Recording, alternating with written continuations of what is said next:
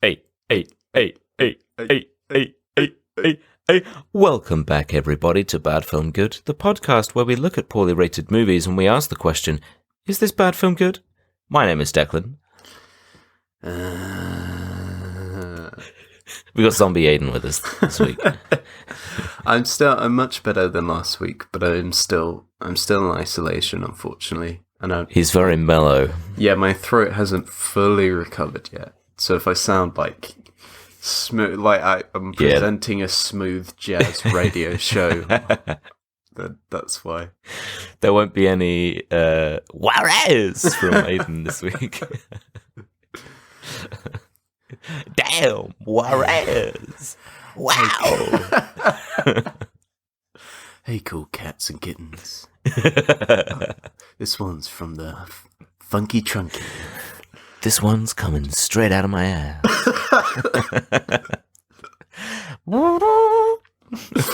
Oh, yeah. Coming to you live from the Soul Den. Anyway, today we are looking, unfortunately, at Cinderella 2021. I don't know what you mean. I liked it. It's a red herring, Aiden. I'm throwing it in so that they think they can predict whether it's bad film good, how much bad film good it is. But they've no idea. On the scale of 1 to... All they got to do is look at the cast list, honestly. I don't know. Anyway. Don't know what you mean. Yeah. But before we get into this possibly wondrous, possibly not film, keep you on your toes. Aiden, tell us what is Shrekking this week. What? Shribbity-bap. Oh no, you got to do your jazz, your smooth jazz version. What is Shrekking this week? Skibbity-bap-bap-boo, a-bap-bap-bap-bap, skibbity-bap-bap, a-beat-bap-bap, bibbity-bap-bap-boo. Shrekking. And then it's the adverts, and it's like... Yeah, it's the advert that's, suddenly it's really, really abrupt, and it's like, are you having problems going to the toilet? It's shit. Take this to shit. Oh, great. What's Shrekking this week? Sorry, I interrupted your bit. I was Chaos. I was trying to remember just the like bit jazz that we had last week with the Snackadoos. I was trying to do it's Snackadoos, but it's a bit. Anyway. Yeah. Snackadoos has a bit. It's ice cream and it's sandwiches. Go listen to Tarzan and Jane. Yeah, it's in that one. Anyway. So this is from ITM. And it says, Marvel star relies on Shrek to cope with work stress. Don't we all? Well, yeah. So this is just... this is literally a whole article written about one answer to one question in an interview that they did.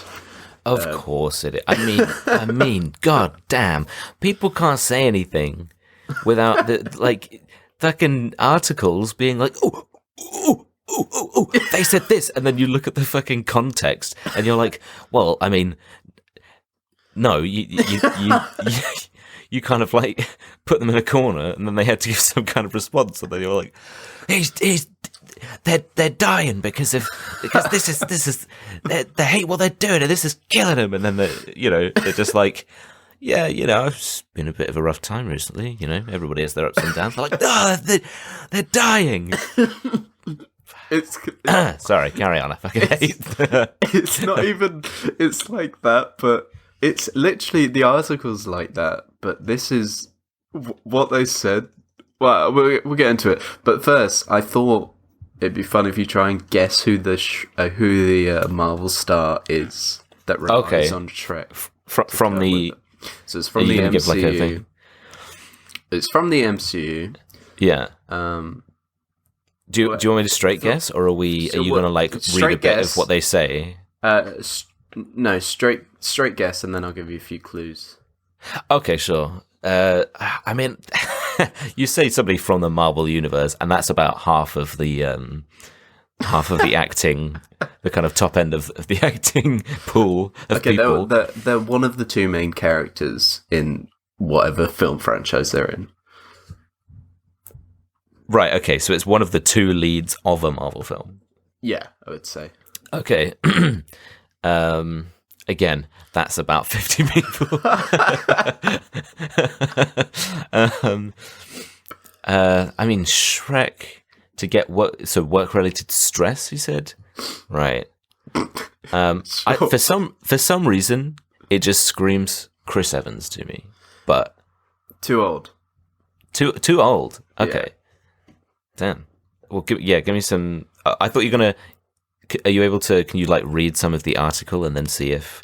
No, so I could. Or will it give it away straight away? So if I read how this article works is, it's like there's a 2-line quote from the actor or actress. Well, it's an actress that probably narrows it down. Oh, quite a lot. okay, right.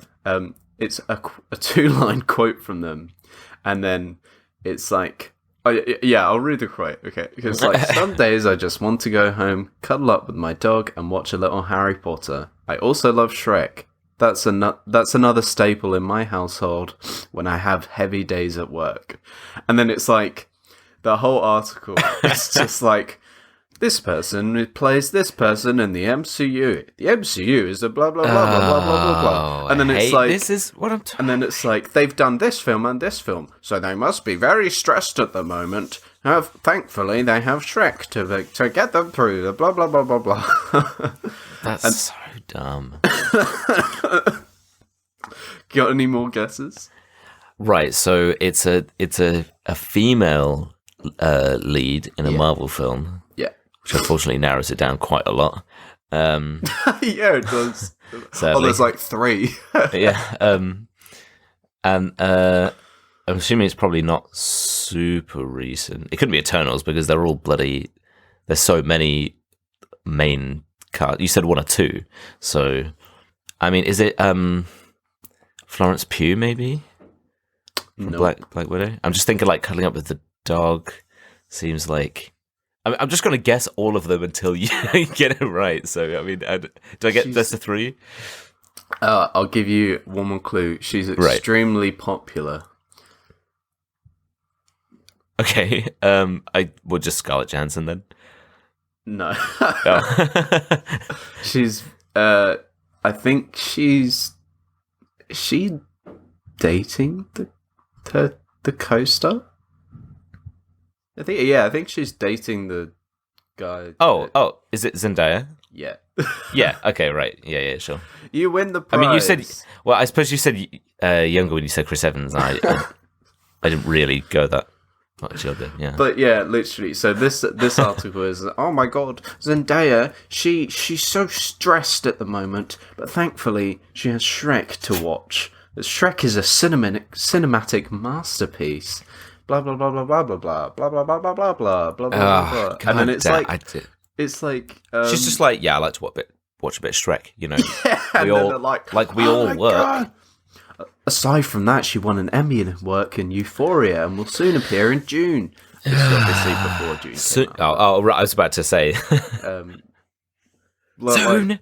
The only good thing that has come out from this article is that she said this in an interview, like, she doesn't even say, like, it's an afterthought, the fact that Shrek is that's what most of these quotes are that they pull. It's like, I like to watch Harry Potter. Also Shrek. And they're like, Shrek! She loves Shrek! And that's what they make the article about as well. I know! She's just I like to... Harry Potter's one of my comfort films. And also, like, Shrek, I guess. And they're just like, Shrek! Shrek! But the best bit in this article is, it says, again, it's from the same people that Snackadoos came from, ITM. And again, I feel like it's written by Universal Orlando Resort, because it's like, Universal Orlando Resort might be the perfect place for her to visit. That is before they closed down Shrek 4D forever. As we know, the Shrek attraction will be shut down in 2022. Why are they making such a push on the Shrek attraction?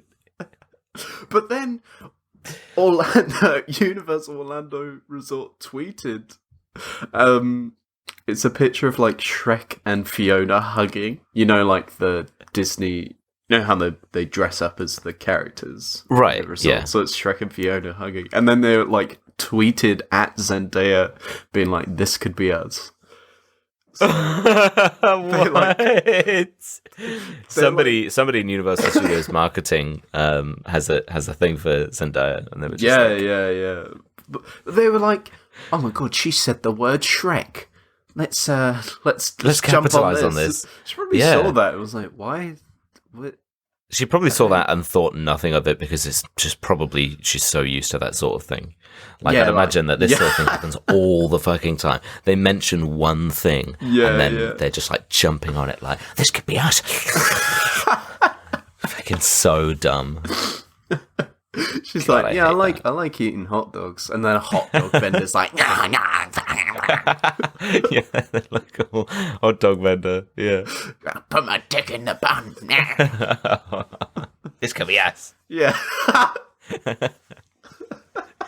It's ridiculous. She's just like, yeah, I mean, I like to hang out with my dog, and then pet shops everywhere are like, Zendaya, this could be us. Zendaya likes dogs. You should get dogs. Fuck off. But yeah, that's what's Shrekking this week. God damn. I feel it's a continuation of the ITM saga. Yeah. I wonder if Zendaya likes snackadoos. Well, obviously. Yeah, I mean, like, who doesn't like snackadoos? Who doesn't like a good snackadoo? Ice cream sandwiches. The fun snack. I was trying to think of it. That's the thing. It's just snackadoos, the fun snack, and that's the little sting. That's the like 5-second YouTube ad sting that they just get in. Snackadoos. No, it's still a 30-second advert. Oh yeah, it's just the rest is silence. It's just a snackadoos. Yeah, it's silence, and it's just you just slowly watch the ice cream melt in the sandwich over the course of the advert. It's like one of those 3-minute long ones. Yeah, it's not sped up either. Yeah, it's like watching paint dry. Oh man, but yeah. Anyway, snackadoos aside, I felt an angry tone from you, and I'm wondering why. No, I don't know what you're talking about at all. There's no there's. So this week we looked at Cinderella, 2021, came out this year.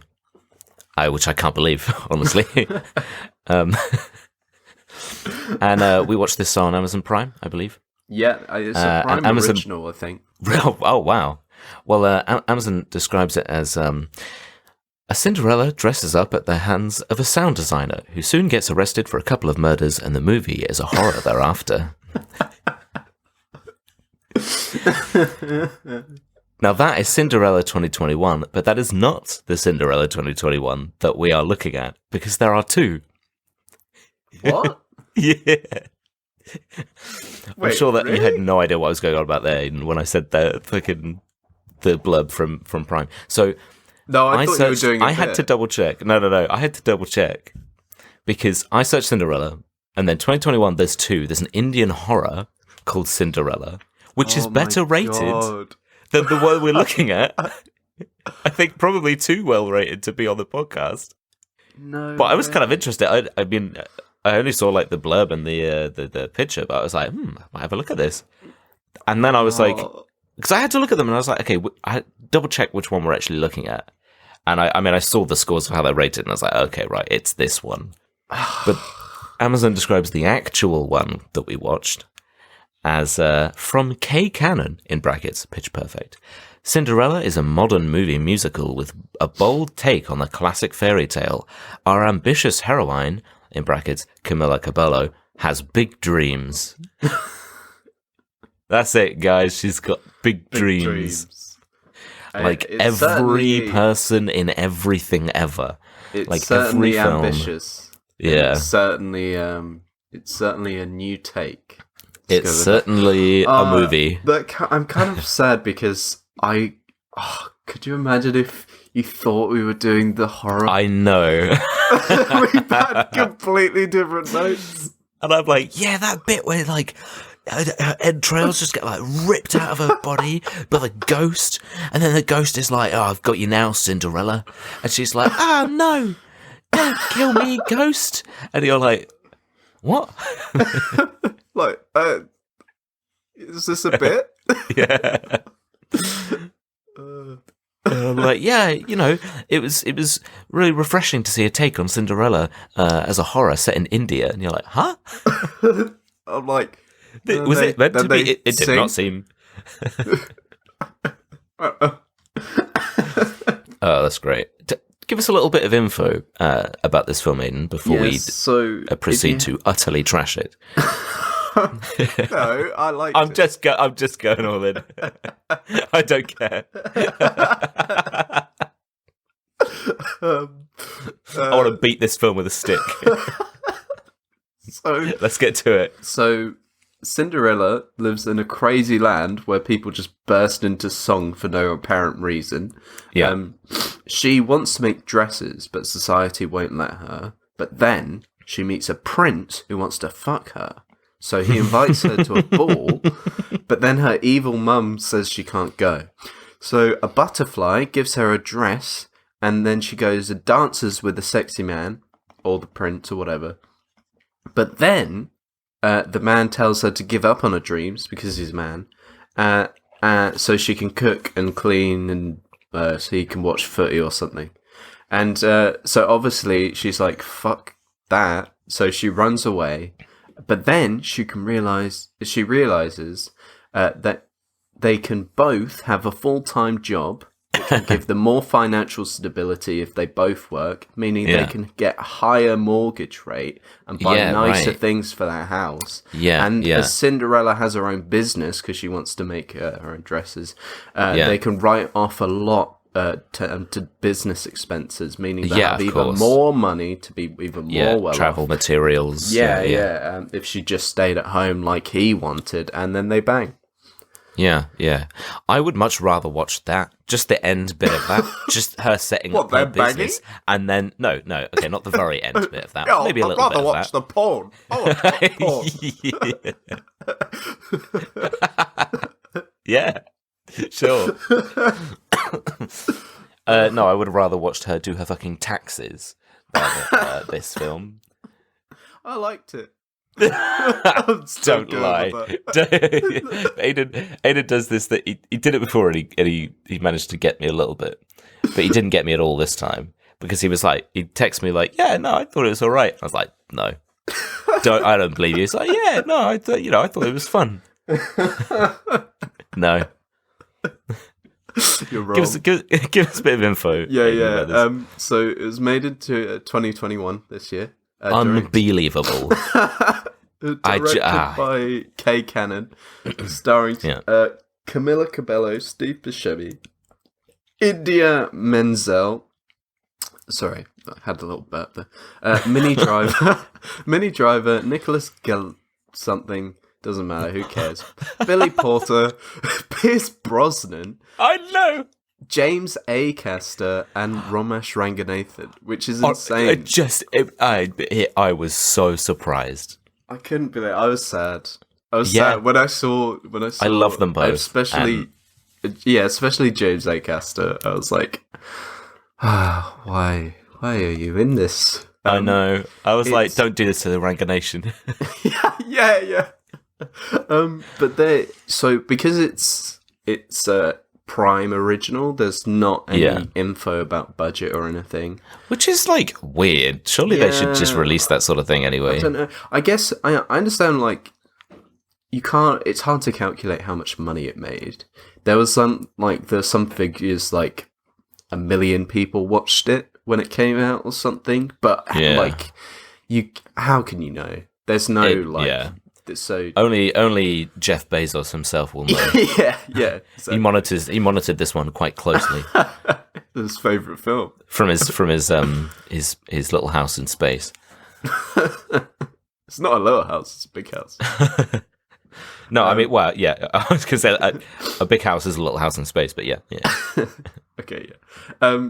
It got 4.2 out of 10 on IMDb, 42% on Rotten Tomatoes, and 41 Metacritic liked it. That's insane. The Metacritic's always, they're always more generous. Yeah, I don't know why, but it's crazy that this came out this year and is already 4.2 out of 10 and 42%. That's and insane. It's already just like, I mean, it's only been a few months, right? When do you know what month was it? I think it's been out for a couple months, because when it came, there were articles being like, "Oh, it's not doing too well. It's only got like 70% on Rotten Tomatoes." And I was like, "You ain't seen nothing yet."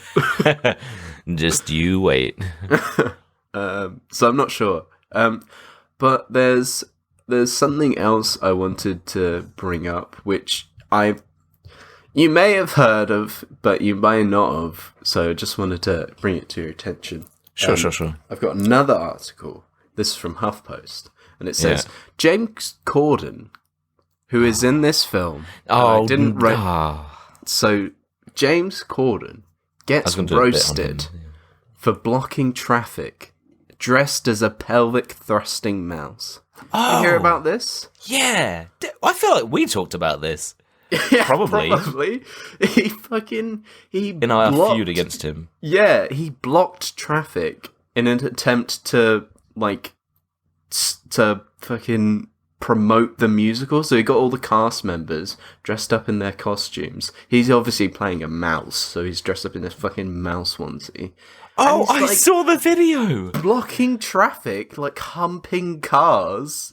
Yeah, we did. One of us sent that video to the other one, and I did not know that was for this. I thought it was just generally just James Corden just going around and doing that. So there's a video of him humping towards someone, and it's just like, fuck off. Bunch of people tweeted. There's like, I think it's an image from, I think it's...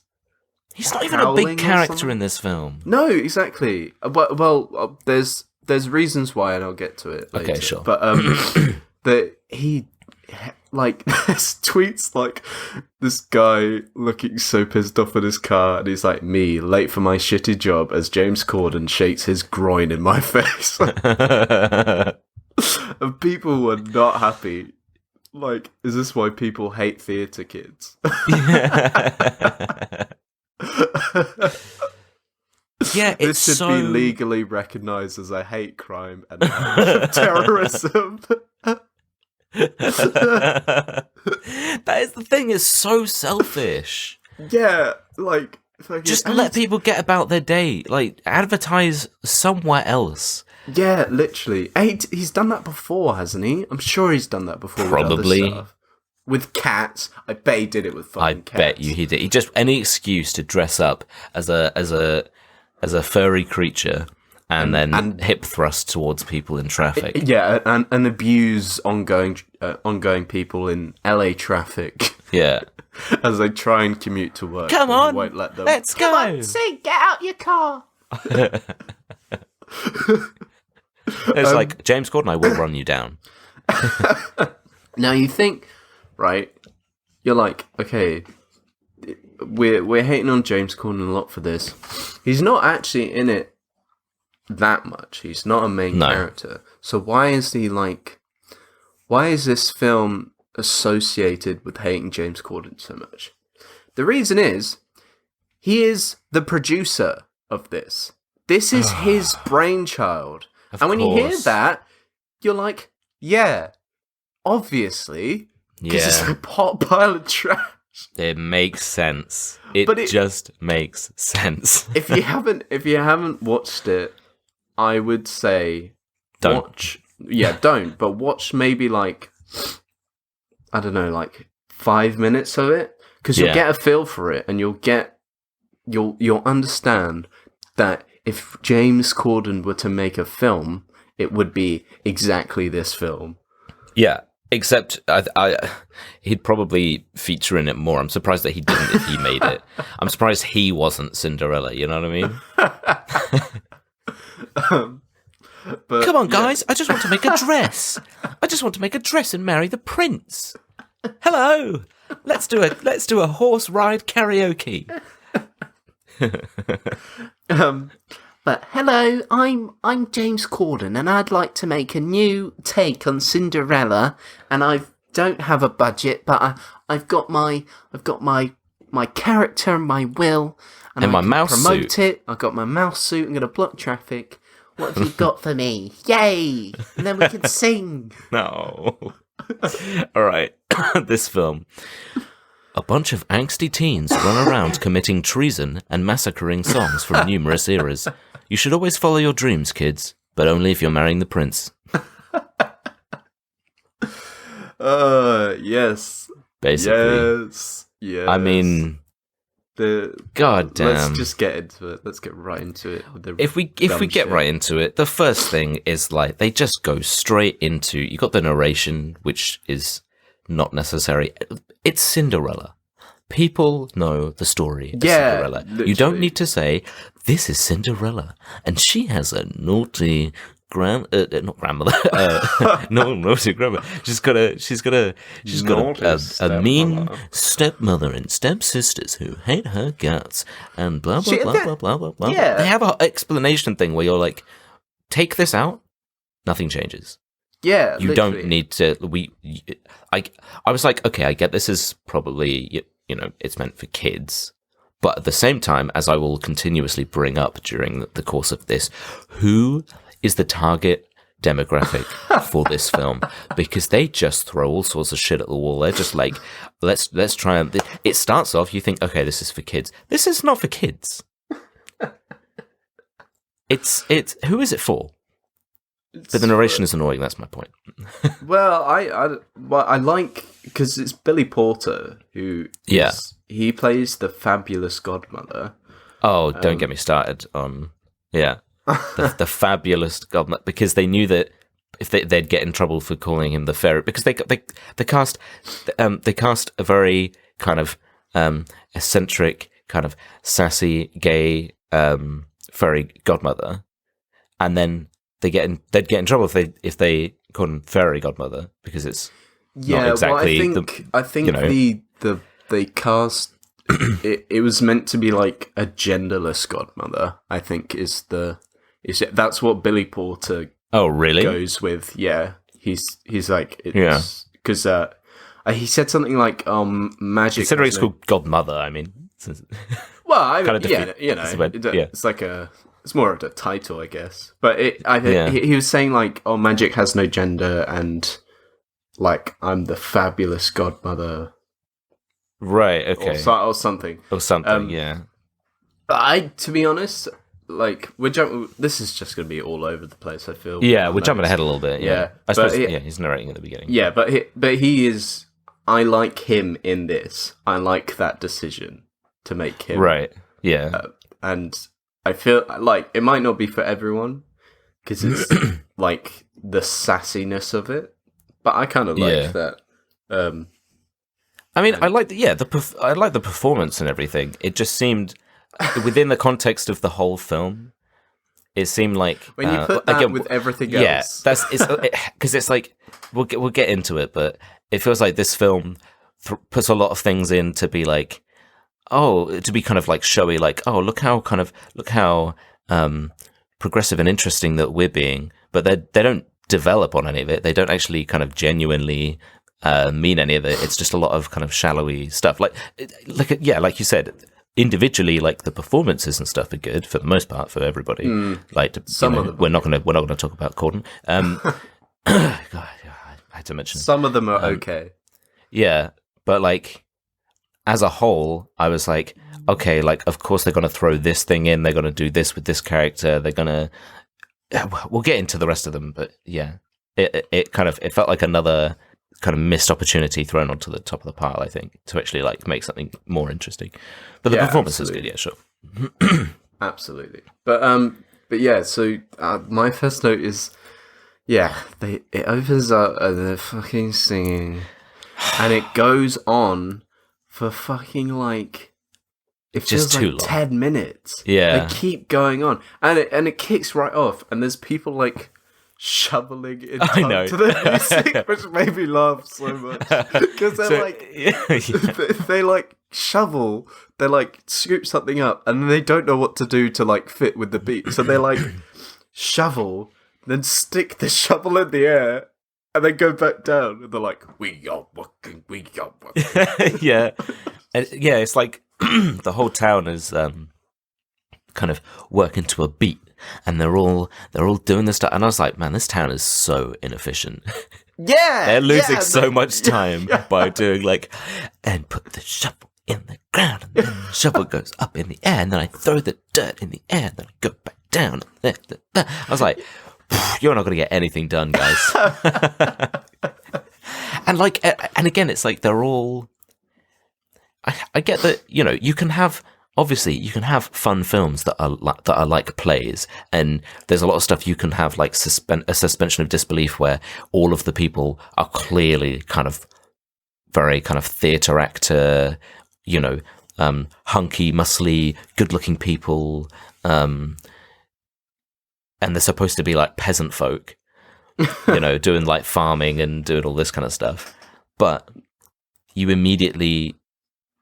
Again, it's all about consistency. Like you start with that, but that's not how kind of the rest of the film goes. It's just weird. And the ADR is so painfully obvious. It's so bad. The dubbing all over. Like when you see somebody have to You can tell when somebody's singing and when somebody's not. But then what I feel really bad for, they really did Camila Cabello, who is like a fucking like singing superstar or whatever, right? Like she's an artist. And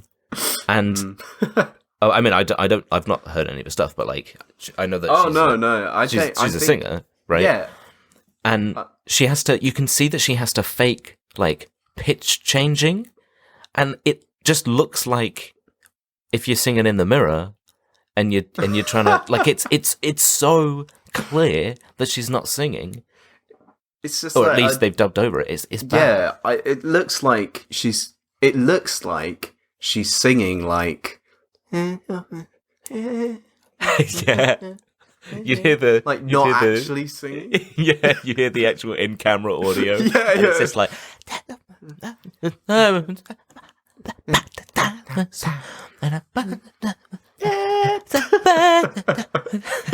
And also, she like you said, she's a global superstar. I have no doubt of her capabilities. But in this, she's flat sometimes. They're all flat. I honestly think that they got them to do the stuff, and then they just maybe got them to I wasn't even convinced they got them to actually sing, like in the booth, and then just fucking auto-tune the whole thing. It's just so. It's so weird. It's just not. It sounds really odd. Yeah, the singing's not like good. No, no, it's not. It's terrible. You think of a film like Les Mis or something, right? Where it's like it's this whole big thing and it's powerful and blah blah and whatever, and then it's this and it's all like super like heavy edited, auto-tune kind of adjusted, kind of musical numbers or whatever that are just so like I think they perfectly encapsulate the kind of the film, because it's so shallow and so kind of, I don't know, it just feels void. You're just like, what is this is stop. Can we go to something, can we move on to something more real and genuine? And like we're finally introduced to Ella. Look, there's a good way and a bad way you can go about it. There was Ella Enchanted, which oh no, actually I don't know if she's supposed to be Cinderella. I don't think so. It was kind of like a what would you say, like a kind of fairy tale-esque thing. Maybe she wasn't supposed to be Cinderella. I'm kind of immediately backtracking on myself here. But I'm sure there's other versions of the things. But yeah, they're trying to be like trying to put a twist on everything, aren't they? I don't know if there's, because at first I was like, oh, the Cinderella might be like, it could be like interpreted as offensive now, which is fine. But then I was like, but no, because the film's still called Cinderella and characters still call her Cinderella. So why? Yeah, because they were like, oh, her name is Ella, and she's sometimes covered in cinders, so they call her Cinderella. Which is just dumb. No, that's just no one. Dumb, just dumb. Just like if you wanted to, you don't just call her Ella. Everyone calls her Ella. Her name's Ella. It doesn't matter. Yeah, like just be like, this is Els, and she's down with the kids. What Els? What? Yeah. Get some beer, love. Yeah, it's gonna be Roadman Cinderella. Tarzan, he's back. Yeah, Tarzan's back. Tarzan and Cinderella. Yeah, he's moved on from Jane after she left him for being such a fucking.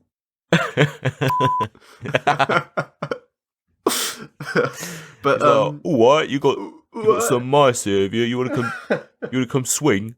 I live in a jungle. You wanna travel the world? Live in a jungle. What do you think about that? Huh? Oh, you brought some mice for dinner, have you? Oh, cheese, love.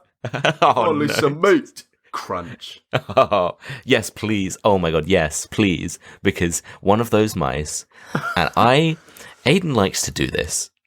Is it 4 minutes 35? Yeah, probably. I didn't actually put a timestamp in. I was too, like, I was feeling too much pain. Aiden likes to do this where he'll suggest a film, or like he'll put it down, note it down as like, we're going to be doing this film next week. I'll be like, cool. I won't look at the cast list or anything. I won't kind of scout it out ahead of time. Scout it out. Scout it out. I said scout it out. Try and come back. Come back. But basically, yeah, like what you said, 4 minutes probably something in, and I hear a voice, and I'm like, no, you bastard. You didn't tell me, but he's here. It's so funny. Every time I'm like, I like to note down the time because I like to imagine like you're sat down like watching the film. Obviously, this you'll probably be like 4 minutes, fucking 4.5 minutes of this shit. Like they're still saying fucking hell. But I like to think you're sat down watching a film, being like, yeah, I mean, it's not that bad, we haven't really got into it, but yeah, like, it's just a standard fit. Wait a minute. I know that voice. Hold on. Pause that. Rewind. Yeah. Enhance. Oh no, this is on Amazon, so you pause it. Or like, you pause it a second before to go get a drink or something. Yeah. You do a double take with the fucking, was it Amazon? X-ray, I think they call it. X-ray, yeah. You're like, does that say? Oh no! Oh no! It's him, no. James Corden. Bun, dun, dun. Dun, dun. Of course, if there is a film, especially like a musical, and there are some mice or some small kind of like, he seems to have done a lot of like creatures, like again, like we said, cats or voicing whatever. Peter Rabbit. Yeah, like a little rodent. Which makes sense.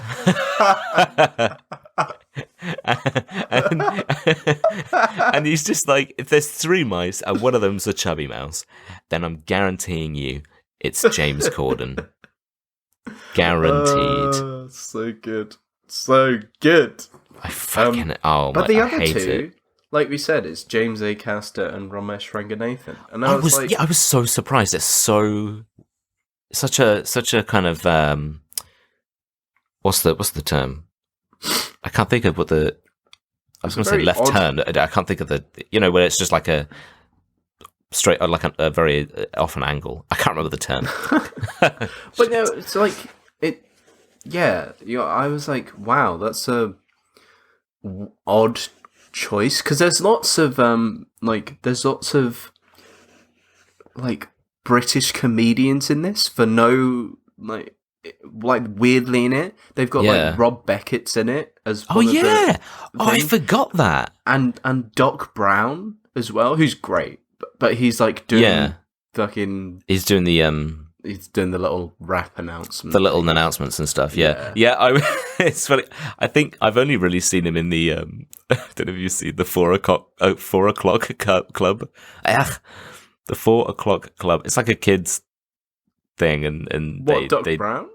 Yeah, I'm sure he's in it. He's like the uncle or something. He's the teacher. I think he's the teacher. It's like a kid's thing. I'm going to look this up, make sure I'm not making a fool of myself.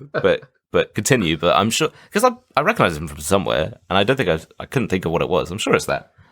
Yeah, but I was like, why has they got weird? Like, I don't understand the selling point, because I like people in Britain would probably be like, oh shit, they've got they managed to get weird, like, you know, these famous comedians. But I'm sure the American audience would be like, who the fuck is that? Like, surely. Yeah, but even then, for the British audience, I mean, me being a member of the British audience, I was like, this feels weird. Why are they here? Because they've never been it's in like a film a whole before. It's that kind of thing of, I know that, it's not like only people who are established as actors can be actors, I mean, obviously they... No, of course not. But it's one of those things where it just seems like such a weird clash of worlds, where especially because they're not... It's not like they're playing a kind of a serious role where they are completely separate from their comedian personality. They are basically just... It's like a Red Nose Day special or something. You know what I mean? It's like they are the comedian in the film, because they say little quips, or they're like, "Oh, what do you think about this? This is a bit weird, isn't it?" It feels so strange. When they turned up, because I was like, "Oh, James Acaster, I fucking love James Acaster," and then he started speaking, and I was like, "This doesn't like." He's not an actor. It just sounds like James Acaster talking. Exactly. Or like saying things that you've told him to say. So it's just like... Because I was like, James, are they holding you hostage? Do you want to blink twice if you're being held against your will? Because both James Acaster and Ramesh Ranganathan, they have a very particular way of talking. Like James Acaster is like... and then like Ramesh Ranganathan is all like Cockney, like fucking get you. So when they're all like yay, like matching James Corden's tone, they're all like, James Corden was definitely the one who had them at gunpoint. yeah. He's like, sing now, sing, ha ha ha. But yeah, I was just like, oh, why? And it takes them fucking 6 minutes to finish the song. It's awful. It goes on. I get that it's supposed to be like the kind of intro to the film and whatever, but considering that it's so... They do this a lot where they mix different songs in, but I think they have a couple of original songs, or at least I'd not heard them. 2 or 3. Yeah, but then they put in a list of songs from like I must have noted it down here what the first song is. Yeah, it was "You Gotta Be" by I don't know how you say the name, Desiree. I was like, what? They just they get all these different films from different eras, different kind of like decades, and just throw them all in, and they don't mix. There's no kind of it's so weird. Like at one point they've got Material Girl, and then they've got Ed Sheeran, and every time a new song started, I wanted to die.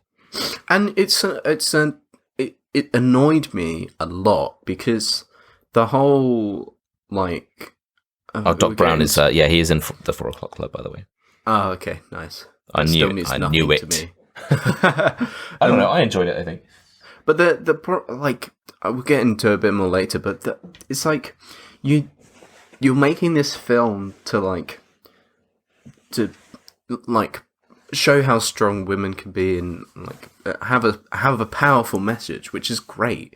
But then you just take pop songs and like use the lyrics to vaguely convey what you're trying to say, the song. Like they do Seven Nation Army at one point. God, so don't. literally so he can say a Seven Nation Army couldn't hold me back. You know, in like singing the song.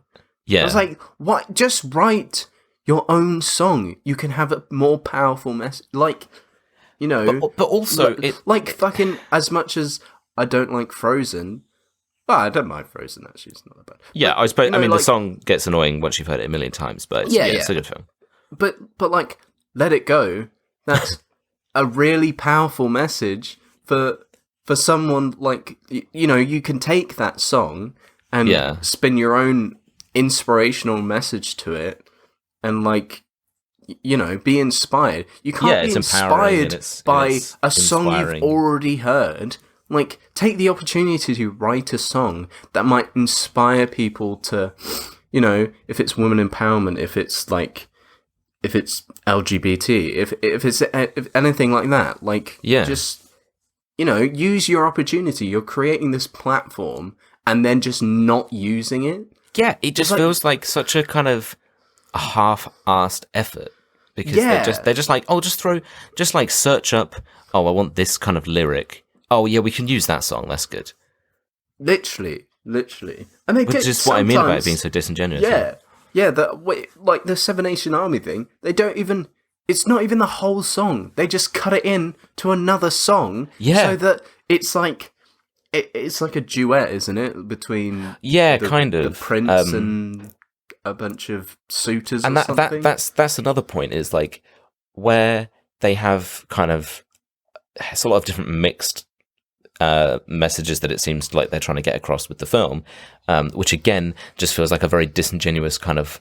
It's one of those things where they're like, oh, if we put in this stuff, we can pull in this audience, rather than being, oh, let's actually try and tell a story and a message that's powerful and moving with this film. You know what I mean? So like because we'll talk a bit later about the prince's sister and that whole thing, because it was like they had an idea that you could have done in a good way, and made it interesting, and then they just made it shallow and kind of the point of a joke and pointless.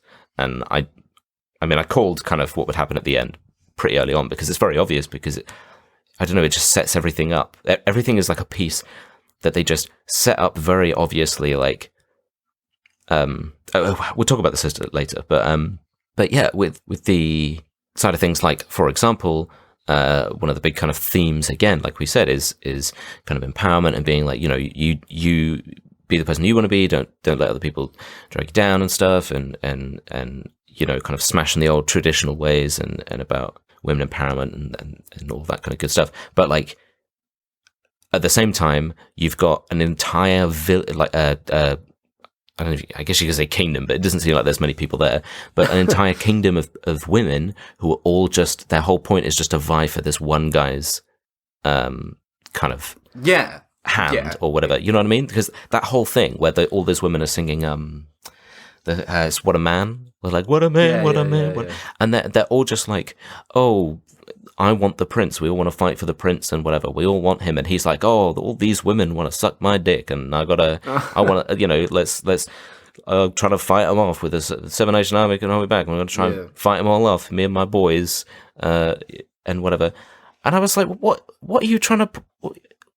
So only Cinderella, who does get the affection of the prince, is the person who's like, oh, I can kind of do what I want. And like, I don't know, it's kind of like a small thing with a stepmother where I think she kind of ends up kind of changing her ways. But again, you have a whole... We're kind of jumping back and forth here because it's so... I think it's one of those ones where like the overall theme is something that needs to be addressed rather than the specifics. But like, you know, you've got a bit with the stepmother where she's, again, it's the Material Girl song, I think, bit. Because she's saying to her daughters...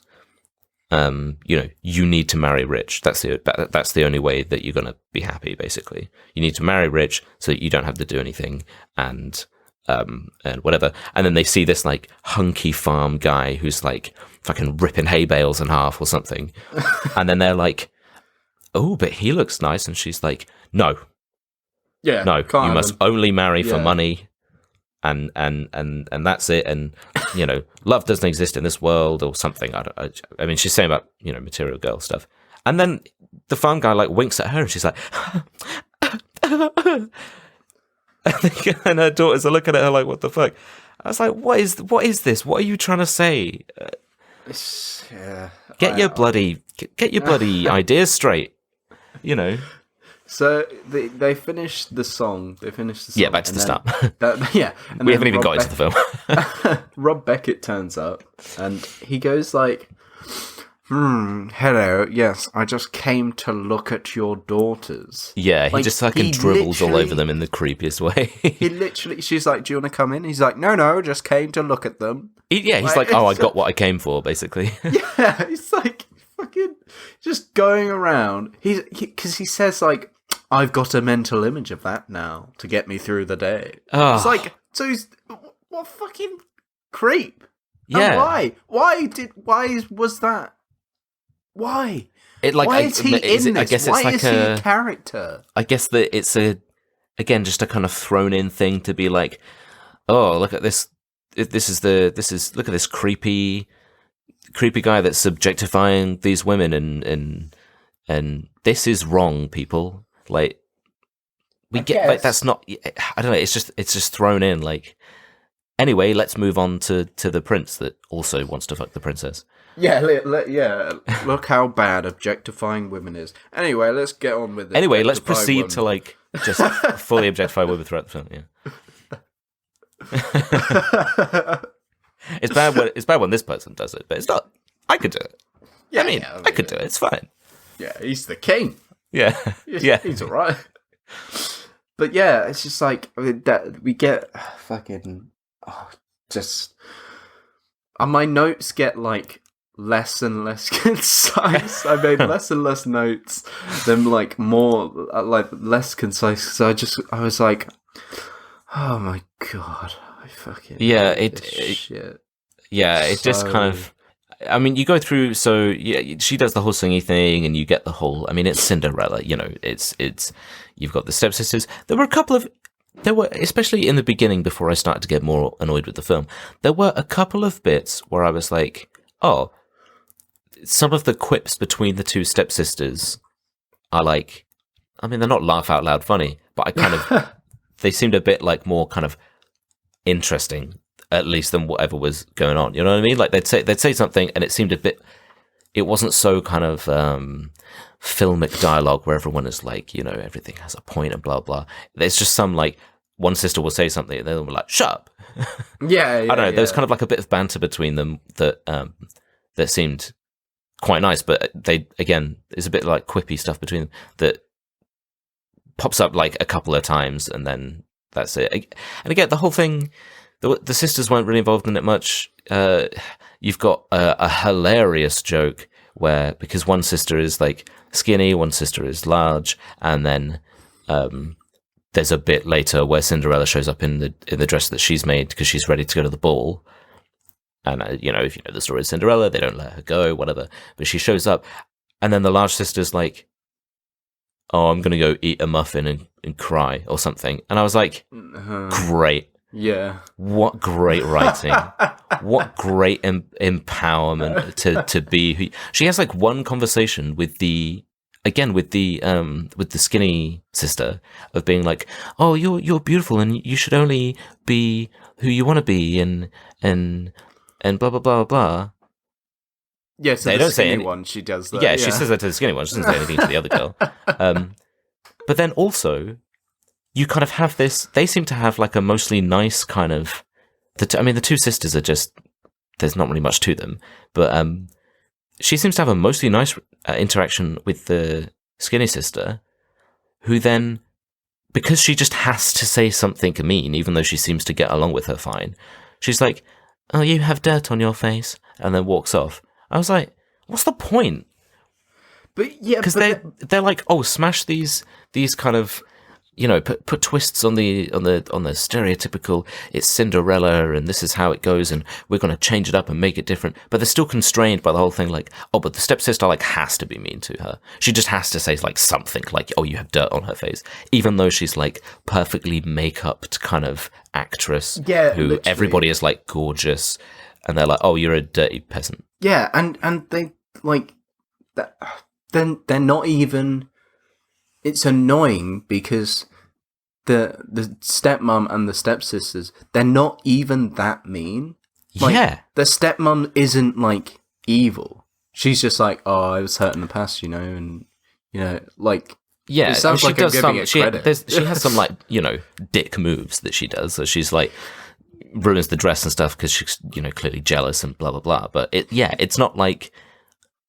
She locks Cinderella down in the basement and hardly feeds her and whatever, she's like, she lives in this I would basement. kill you if I could. She lives in this quote-unquote basement that's beautifully lit and looks like amazing. It's basically a workshop for her dresses. It's just like, you've locked me in the basement. It's like, I'll live in the basement. Yeah. It's nice. Yeah, probably cheaper than renting a house here. Yeah. Fucking... Nicer space, got more space. You got a nice fire. Yeah, exactly. Seem to have like a nice clean bed and everything. Yeah, pet friendly. Yeah, exactly. It's just like there's like there's nothing to this. That like it's literally like no substance kind of thing. It's literally like, oh, we've forgotten that she's meant to be mean, so throw in a mean line. But they don't want to be too mean because I think they want you to end up kind of liking the stepmother because she kind of has she has a moment later on where she talks about the stuff she's been through and how her dreams were crushed and she doesn't believe in herself, so that Cinderella can be like, oh, you just need to believe in yourself. They can't have her too bad, like killing people or whatever. I don't know. Yeah. Because they want you to like kind of like her in the end, I guess, but also you could still do that and I don't know, make somebody more interesting. But also you don't even need to like they've changed so much about it anyway. You don't need to have the stepsisters don't need to be mean at all. They could all get along and it would be perfectly fine. And you could have like the stepmom doesn't need to be mean for no reason. She could be tough but fair. You know what I mean? Like, because she's been hurt in the past or whatever. Yeah. You can have a more powerful or just message. go all the way with it, and have some don't kind of just go on the middle ground where it's safe. Have her go all the way with it. Have her as this like awful, Cinderella's actually living in awful conditions because she just seems to be a bit like, oh, woe is me.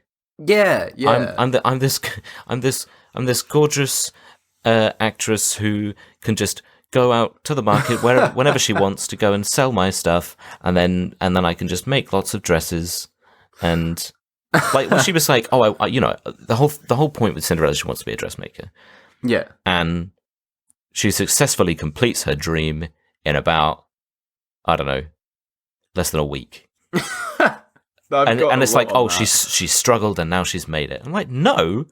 Are you want to be a dressmaker? You're going to have to work for like years. You're going to have to, you're going to have to go through all sorts of kind of, trials and troubles and, the highs and the lows and all this kind of stuff, like any kind of industry, and fight for it and blah, blah, blah. But they're just like, oh, I want to be a dressmaker. And then some people say to her, oh, you'll never be a dressmaker, you silly girl. And then she's like, oh, I'll never be a dressmaker. And then it's like, but maybe you could be a dressmaker. And then she's like, oh, I'm going to be a dressmaker. And then she's a dressmaker. Oh, God. It's like the problem I have with this, I'm just going right into the whole option here. The problem I have with this is like, so you're using this as a platform to create a positive message, right? Yeah. And like they're raising I assume that's what they were trying to do. Well, yeah. Like they're raising stuff about gender equality and being yourself, which is great. Like that's great.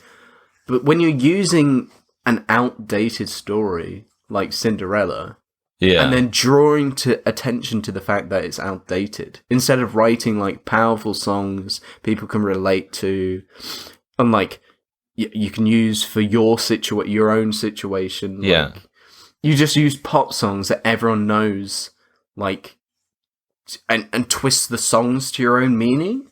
Like they have good bits, sure, but then like James Corden's there.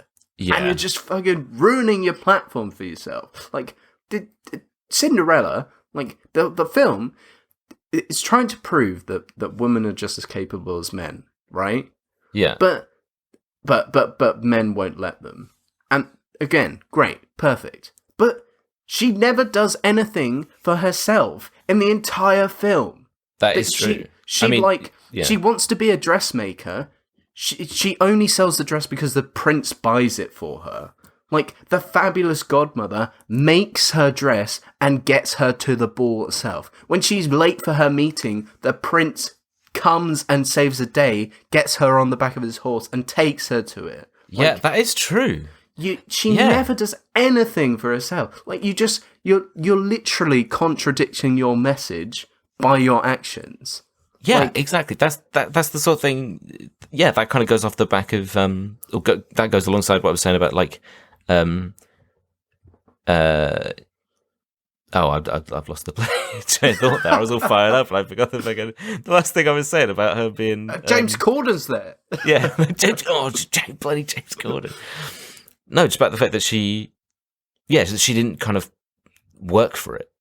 That there was no journey. There was no kind of like, oh, I want to be a dressmaker, and you've got to, if you want to fulfill your dreams and you want to work hard for something, then at least in that, you've got to show them working at it and not giving up and being determined. Like, you can't just tell people, oh, well, if you say you want to do it, then people will just hand it to you. Yeah, like, why not have, the whole thing is she can't be a dressmaker, she can't sell her dresses because women aren't allowed to have a stall at the farm. And it's like, I get what the message you're trying to the make, analogy. But why not she's going, there's like 3 different dressmakers in the farm and she's going up against them, and she manages to sell her dress even though she's only just started because she's worked at it and she's the best. Yeah. Right? Why not do that instead of just, no, you can't sell it. Oh, but the prince will buy it. The prince will save the day. The prince buys it and you get lots of money, and now he's invited you to the ball. Like, oh yeah, why not the person, the queen, because so later on she goes to the ball and she meets a queen who's like, I love your dress, I need a dressmaker, did you make the dress? She's like, yeah, I made the dress. And she's like, oh, come work for me and make a dress. And she's like, cool. Why not have her meet that queen in the stalls, right? Like, why not have her be like, oh my god, I love your work, why come to the ball and like design me a dress for the ball, see what you can come up with for the ball. Like, what would have been interesting is if you're going to spin the Cinderella story, you know how it's like, oh, she loses the glass slipper and they go around trying to find out who the glass slipper is, whatever. What if it was like she anonymously designed a whole bunch of dresses that we used in this ball and everything, and people were like, wow, this is incredible, we've never seen dresses like this, who made this kind of stuff? And then they have some kind of thing where they're trying to go around and find who the dressmaker is instead. And then she's all got like the same glass brooch on it. Yeah, or exactly. Have some kind of like Cinderella-y kind of glass twist or whatever that's on it. But it's like she's sought out on the merit of her own work. Yeah, not just because the prince fancies her. And it's not because the prince gets a hard on. Yeah, literally, like you that's what I'm saying. Like, that Cinderella is an outdated story, and like it's been done a million times, and it's a classic, sure. But you're not going to prove anything or make an impact by just being like, Cinderella is outdated and bad. Yeah, but I feel like they go half-hearted with it as well. Like, Yeah. if you're going to change the story, why is there a prince there? Like, why does Yeah, like, there need actually to be a change prince it. there? Yeah, the whole point of Cinderella is that, like, and the original one, is that she's got this evil stepmother and the stepsisters, which, like, they're horrible. She's literally locked away, and all she wants to do is, like, get out and be herself, but she can't, but she defies all the odds, breaks out, and becomes her own person. That's the whole point. Like, even in the original story, yes, she breaks out and marries the prince, even though she's, like, I don't know, you get It's it. the kind of the story, yeah. Yeah, but, like, even in that story, the point is that, the point isn't that she manages to get the guy even though she shouldn't have. The point is that she defies the odds. So Yeah. you don't need the prince. Like, he doesn't need to be a character in this. Like, Well, that's the thing. It's like, just make an original film if you want to. If you want to have like what? some inspiring thing. I know that they'll like, they'll do Cinderella or something because they know that it will pull in an audience. But that's the thing. It feels very much like a lot of this is disingenuous because they're not really trying to like. They're not like really trying to get across a message and really push something. They're kind of. It feels like they're just putting a lot of different important messages together because they're like, oh yeah, we can relate to the kids today who are more concerned about these things and pull in the audience. Yeah, I mean, it feels like the points and the issues they're trying to make, most of the time, they're not made by showing. They're made by someone doing like a quippy throwaway line. Exactly. Like the princess, the prince's sister. Oh, God. She literally says, "You're not going to let me have a seat at the table, then?" And the king's like, "No, women cannot have a seat at the table. This is an analogy." And she walks away, rolling her eyes, like, yeah. It's like, but be better. yeah, just poor attempt. Bad, Yeah. James Corden. Bad. Yeah, because it's. I mean, if we want to get into the whole thing with let's talk about the prince first before we get to the prince's sister. I keep calling her the prince's sister because she doesn't feel like a character in her own right. She's just she's there to be the prince's sister and to be like, oh, but I mean, spoilers, for the end of the film. Oh, but actually, the prince's sister becomes the person who's next in line and is going to be the queen one day or whatever. Oh, isn't that? Look at that! Don't you think that's impressive, huh? Yeah. See what we did there? But like with the prince, again, he's just like this kind of this moody fucking boy band. He's got his little like pierced ear, like, "Father, I don't want to be the prince," and this kind of stuff. But like, why? Why does he need to? If it's I don't know. It's Cinderella's story, but then they have all this stuff with him that just feels very, very aligned to the kind of the shallow kind of trying to be he's like this heartthrob prince. But like, why? Because if it's not supposed to be about her wanting to be saved by the prince and everything. But then they try and also make it that like, oh, but it's different because the prince doesn't want to be a prince and he wants to break away and this kind of stuff. So then, I don't know, make it more interesting. Maybe he's not even like part of the palace. Maybe he's not even in there. He's not living because he's like, oh, I don't want to be a prince, but he's still a prince. He's still a prince. He still does prince stuff and not abuses his like princely powers, but he does what he wants. Yeah, but I'm not even sure he doesn't want to be prince. He just doesn't. His whole thing is he doesn't want to marry like just anyone. He wants to marry who he loves.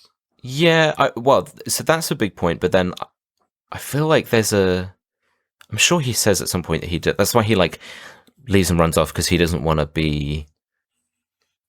I think there's some stuff about responsibility and stuff, and he doesn't want to be like king, and I can't remember exactly.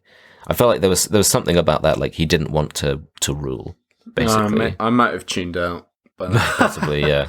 Because and I mean, again, with the prince, he's like I think this would have been so much more interesting if it wasn't just about the love story between the two of them and, you know, standard whatever, and like, you know, they actually kind of did their own thing and worked on themselves, and it was, I don't know, they did something more interesting with that, because the prince is like, you can't force me to marry any of these people, I don't love any of these people, I'm not bothered about it, and literally within 5-10 minutes, you then have the prince sees Cinderella, because she's like sat on a statue being like, oh, sorry, I'm sat on this statue, whatever.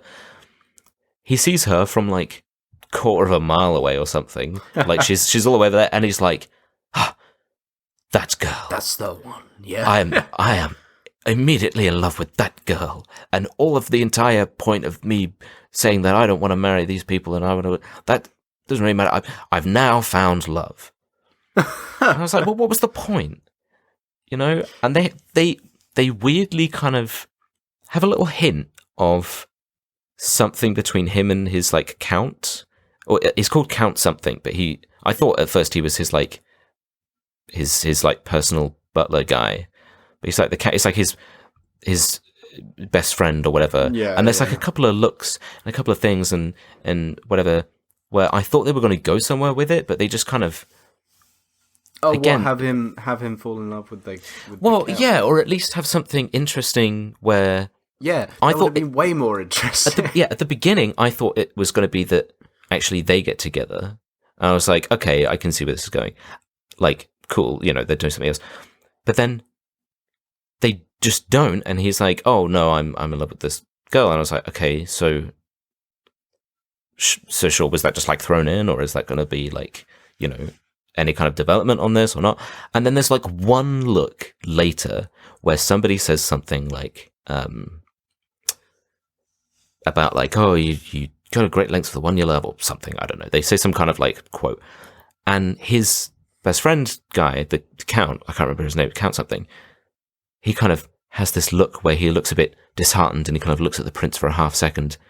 And I was like, okay, so they are trying to say that he likes the prince, but they're not going to, is that it? Yeah, it's like, is that it? They have two moments where they're like, oh, he likes the prince. Oh, do you think something's going to, no. We don't care about that. We're just going to do this thing. Yeah, you know what I mean? They're like, no.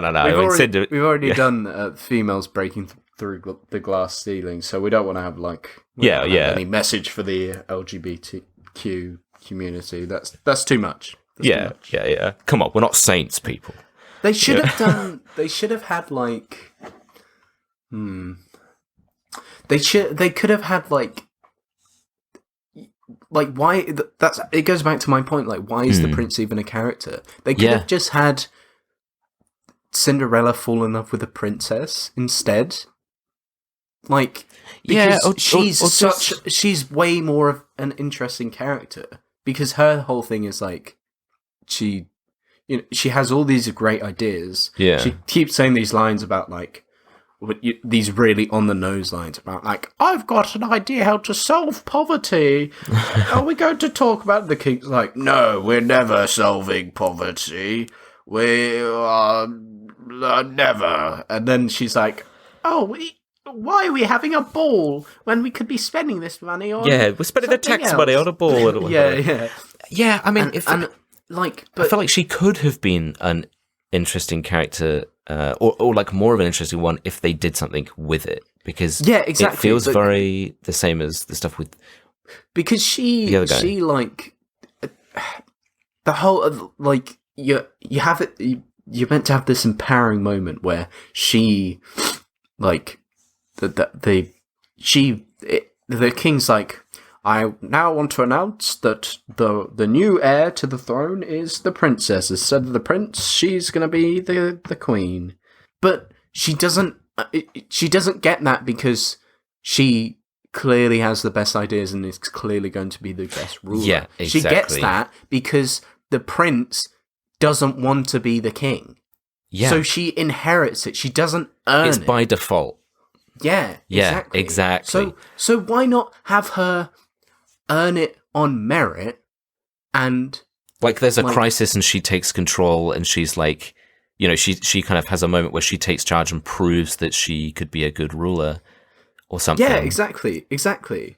And then she's like, and then she's a more interesting character. And then you can have her and Cinderella get together because they both have interesting stories. Yeah. Or whatever, you know? Or whatever, exactly. Because, like, and then it's annoying because it feels like somebody has to get together with somebody because it's Cinderella. Yeah. Because it's like that's a thing. Whereas it doesn't even need to be that. Yeah. But, and it's like, if you don't have that, then it's like, well, why is this Cinderella?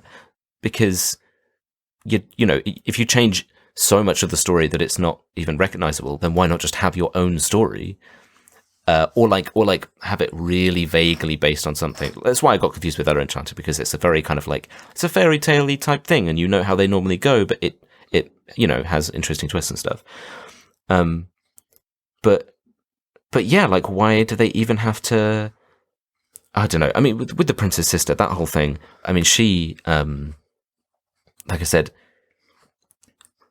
she's a tool that they use to try and be like, oh, also this is an issue, but not that, and then that's it. Like, there was a point where she said, and it's the one that annoyed me the most, I think, where the king is like berating his son and having a go at him. He's like pissed off. It's this like kind of big scene where he's like, you must marry who I tell you to fucking marry, and I don't care, blah, blah. And then there's a moment of silence. And then she just decides she's just like, I'm going to say something now, and just goes, oh, don't you think we shouldn't be putting money into trebuchets, father? Because that only profits the trebuchet makers, as an obvious analogy to like war and warmongering, whatever. And I'm like, you are going against the messages that you're putting here because you're just making her look like an idiot. Literally. You're giving her these lines to be like, this is a bad thing, so that everybody can turn around and go, shut up. Yeah. So you're going, you're not working towards anything. You're just being like, oh, look, it just feels like a lot of, is virtue signaling the right word? I don't know the term. You know, they're just being like, oh, look at us. We're woke, aren't we, kids? Hey, we're putting across these messages to everyone. And it's like, you don't care though. You're not actually doing anything with it. It almost works in the opposite way. Yeah. Where it's like, because it pisses me off. Yeah, because it's like I get you could look at it as like, oh, she's the embodiment of like the quote unquote woke generation of like raising these issues. Look how annoying they are. God, they won't shut up about it. God, am I right, audience? Let's all look at her and be like, collectively, let's all hold hands and say, shut the fuck up. No one cares. Shut up. You're so annoying. But then they flip it around later and they're like, oh, but look, woke community, we've promoted this person to queen, so she's going to rule and fix all the issues. Aren't we great for elevating her with these good ideas to this position? Like, they just try and... she inherited. Yeah. That is just like default and not on the merit because she deserves it. Because the king is completely one-dimensional. He's just like, is it two-dimensional? You know what I mean? Because he's just like, I hate everything and I won't listen to everyone and I'm a gruff whatever, and you will do what I say because I'm the king and I am the symbol of, you know, the traditional ways and the patriarchy and kind of everything that's wrong with this kind of obnoxious kind of position and blah blah blah. And then his wife is like, "You're an asshole," and then he's like, "I've changed my mind and now I'm accepting of everyone and everything and peace and love." And I was like, "What?" Like, it's so disbelief. You don't believe it. You're just like, okay, he's just I don't know. Because then his wife sat there like the whole time, kind of. You know, she's then the he's the mean one, she's the nice one, and she's like, "Oh, don't worry about your father. You know, he's, you know, blah blah blah. I'll support you in everything." And so then she turns to him and she's like, "You're an asshole. You shouldn't be like this." Wow, and it's fixed. Incredible. You know. And they did Pierce Brosnan dirty, because I know everybody kind of took the mick out of his singing in like Mamma Mia and stuff, and then in this, it feels like they were just making fun of him. Yeah, because yeah, he has that literally. moment where he's like singing to, which again, it's like he, if we want to try and give him more character and depth, she says about, oh, I remember when you used to sing outside my window and you used to be nice and powers corrupted you. So then he tries to like, in his kind of what's the term? It's like a fumbly kind of way. Ham-fisted is the term I think of. Yeah. So in his kind of ham-fisted way, he tries to like do a serenade thing where he calls to her balcony and she looks out and he tries to sing her a song and whatever. And you're like, okay, he's trying to, make an effort. But his singing is like bad, deliberate, like it's purposely deliberately bad. Deliberately bad. And I'm like, man, this poor guy. I mean, again, I'm not going to like. Maybe he's in on the joke and he thought it'd be funny to do that or something. I'm not going to, assume what they did, but like, it comes across as being like, okay, you're just gonna like shit on everyone in this film. Yeah. No one is safe. It's just a fucking mess. It's just a fucking mess. The worst bit for me, I mean, I stopped making notes really because I was more focused on like the film as a whole rather than exactly. specific. It just kind of everything added on. Yeah, because most of the film is just them singing pop songs, and after like the third one, you're like, yeah, it's just another pop song now.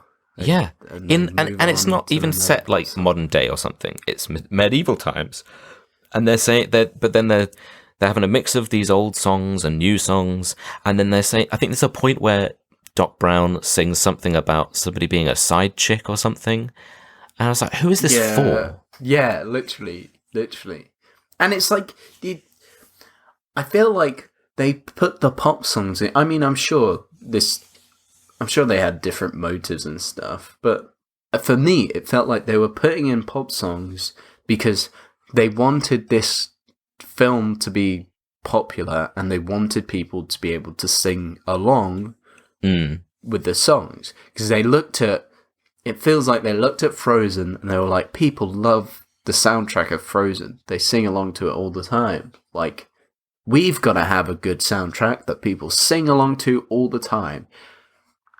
But you can't just use songs that already exist and people already know. Yeah. It's just like... You'd just rather listen to the original song. Yeah. You're like, one, that's cheating. And two, they're not singing along to your musical now. They're just singing along to a song. Just fucking shit. The one thing that was like really put the nail in the coffin for me was they do the thing of like the fabulous godmother like doing the thing, blah blah blah blah, meaning giving Cinderella everything for free, meaning that she doesn't have to work for anything. And yeah, so they do that, and then the three mice get changed into real people, and that means going, I think. Yeah. James Corden. I have a note. I have a few notes where I'm just like, oh no, James, he's there. No. And he's so James Corden. It's like someone's doing an impression of him. Yeah. It's unbelievable. He's like turned up to 11. It's crazy. There's a bit where like fucking I think, is it when he's scatting? It might be when... No, it's the bit where they get turned into real people, and James Corden sat in the carriage, and he's obviously made Ramesh Ranganathan do this with him, but they're like clapping, and they're like, "Oh my god, this is amazing! I'm just banging things together, and it's making noise." Yeah. Shut up. And then it cuts to James Acaster, and he looks like physically unwell. Yeah. And I was like, I wonder if that was scripted. Or if that was just James Acaster being like, I fucking hate James Corden. Yeah, he's like, they didn't tell me he'd be in this when I signed on. I didn't know he was producing. Oh, but it's just like that whole... Every time Because they don't go into the ball or anything. They're waiting outside. They just keeps they're there cutting back. Exactly. They're there to like cut back to so that James Corden can be like, ha ha! I'm on screen again! Yeah. Look at me, everyone! And then go back to the actual story. Yeah, and he sings. Oh god. They have because they have a song, and then those guys join in, and then they finish the song, and there's a bit where James Corden keeps like scatting and going over the end, and everyone's just staring at him.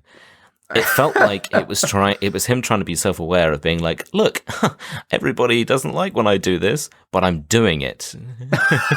But I haven't learned. Yeah. I am still But I'm same. still gonna do it. Everyone hates me, yay! But yeah, it's just What a mean mess. I think that's mostly What a mess. what a really big mess. Yeah, that's the summary of this film. I think that's mostly everything. I think there's just Yeah, I gave up. I honestly gave. I think I can't remember if I gave up with another film. I feel like I did, but I definitely gave up making notes. It got to like halfway through. I think, you know what? No, I know when I gave up. It was when James Corden came on screen. That's when my notes end. Oh, no, I was too angry. I kept writing notes of things that were pissing me off. Especially the bit where he's a mouse. No, sorry, it's when they're changing back into mice. The other two, James Acaster. Oh my god! The other two, they just turn straight back into mice. They just go, oh, I feel tingly, pop, they're a mouse. But no, he can't just leave. He has to have as much screen time with his face as possible. And so he's like, oh no, I feel like I'm changing. And then his body changes back into a mouse, but his head still stays the same. And then him and Camila, what's her face's character? Cinderella, of course. I was like, what's her character's name? Cinderella. They like scream at each other for like a hot second, and then eventually he changes back. I was like, just let him die, please. I honestly thought at that moment that they were just gonna keep James Corden. Oh my god, probably as a weird mouse body human head hybrid, Awful. like for the rest of the film. And he's like, I've learned to deal with it, and I'm quite happy now. I was just fuck you. But I think, sorry, go on. I was just gonna, I remember the bit where I think, is this an original song? It's called Dream Girl, and it's like I looked on the. I'd have to listen to it again. I don't remember. They used a whole lot of songs in this. But no, it's the one. It's the one where they're like, bury it, bury your feelings, marry him, blah blah blah, bury it, marry him, blah blah blah. Oh, maybe I don't know. That was the only song that I was like, I'm enjoying this. Not because of the song. I didn't like the song. And I didn't like the performance of the song because bad ADR and everything. But everyone it's like I think it's all the women in the town or whatever. Oh, it's the one because it's about where they're all. It's like bury your feelings, marry it. You just got to be, Yeah. You get the message. Yeah. So it's all the women, but they are going crazy. They're like, they're like. It starts off like, they're all doing things in time. They're like, well, we got to be married. We have to bury our feelings, and this sucks. Blah blah blah blah. And it's just like the song's like bum bum bum bum bum bum bum bum, and then they're singing, and then they start going like, they're like chucking shit around, and I was like, oh god, Yeah. But yeah, that was the only song where I was like, yeah, okay, more of this. They should have just done this. Everyone goes insane every song. But I think overall, probably the bit that summarized it for me the most was when the fabulous godmother was like, oh, let's find a dress for you. And then he waves a magic wand and puts like this blue suit onto her. And she looks at it and she's like, oh, no. And he's like, okay, let's get you a dress then. And I was like, well, I mean, that's pretty much. They're like, oh, hey, look, a woman could wear a suit if she wanted to. There's no, they're trying to make some, again, like a ham-fisted kind of like, why shouldn't she wear a suit? And then they were like, but no, you should really be wearing a dress though. I thought, for a second, I was like, damn, is she gonna like turn up and like sharply dressed? And then they're like, whoa, what is this? We've never seen this before. This is unheard of. She's dressed. And then they're like, no, she has a dress. No, it's a big white. No, she's a dress. She's a dress maker, and she's gonna make dresses. She's gonna wear dresses because she's a woman. Literally, and it was like it like she changes, and I was like, oh, that's a nice suit. It's like a baby blue pantsuit, like with a nice white like floral shirt. It was good. And then she's like, no, I want to wear a dress. Yeah, she's like, I mean, do we really want to? I don't know. That kind of summarized it for me. They were like, hey, look at this thing. We could definitely do this. But we're not going to. I mean, she's at the end of the day, we can't. Well, we're not going to be crazy about it. That was kind of, I think that's my, bad film, what a mess, I think. What a mess. I think, mine was bad film, James Corden's in it. Oh, God. So, like, it's just crap. I was going to suggest, fuck, marry, kill, James Corden, mouse. Not the mouse, but like so James when they change into them, James Corden, and then Mr. Ranganation and Mr. Acaster. Oh, what? So like the three literal mice? The three, them as mice. Yeah. Well, like. There's no. We got to kill James Corden. Yeah, I wanted to set up something where we kill James Corden. What if it's just kill and it's James Corden? It's James Corden. James Corden as a mouse, and James Corden as a mouse person hybrid. Yeah. Okay. Shag, kill. No. Shag, marry, kill. James Corden mouse hybrid, or James Corden mouse. Well, I just kill the regular Corden because that's the most fullest amount of Corden that you could kill.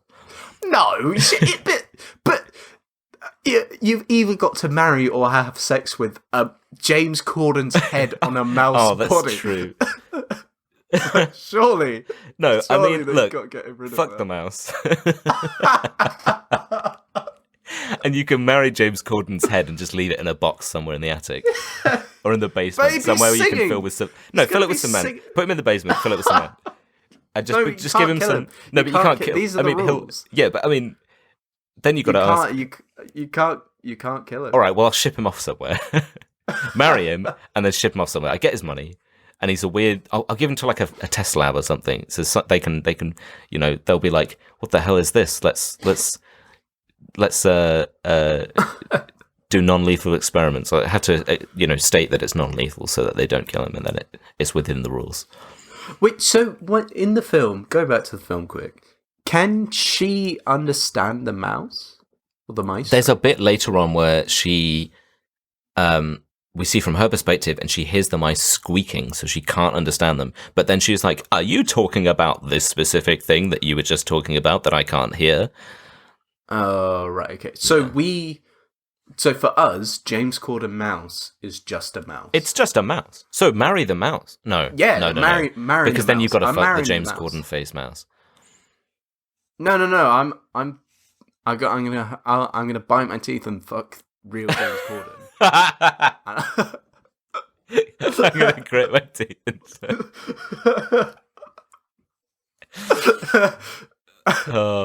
I'm getting rid of the mouse. I know you have we can have differing opinions. Yeah, we can have differing opinions. I am not having sex. You want with to have oral sex with James Corden. Not oral, full on sex. Oh, okay. So you're not going. I was thinking like because you got the head of James Gordon on. No. I'm getting rid of that one. That one's gone. I'm not having sex with that head. Oh, okay. I thought that was the one you were. No. I'm having sex with real James Corden. Actual James Corden. Okay. Yeah. It's one night. You get through one night, and then that's it. And he'll be on talk shows for the rest of forever. Yeah. Like, remember that time?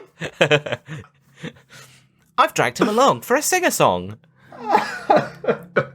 Let's leave. I think let's leave that. Let's leave that now and go on to the next thing. Yeah. The scat away. Skibbity bap. Bibbity boo. Okay, so should we get into some reviews? Yeah, finally after all that raging from us, we'll see some raging from well, not necessarily. Interesting. So I got my reviews from IMDb as always, and you got yours from Rotten Tomatoes. Rotten Tomatoes, yeah. Do you want to go first, or do you want me to go first? I don't mind. Well, I've got two, so we could alternate. Yeah, cool, sweet. All right, I'll go first. We're always keeping it fresh. on here, on this, on the Bad Film Good podcast. It's almost like we have no structure. It's almost like we have a very loose basis on what we do, and we just go with it. Yeah.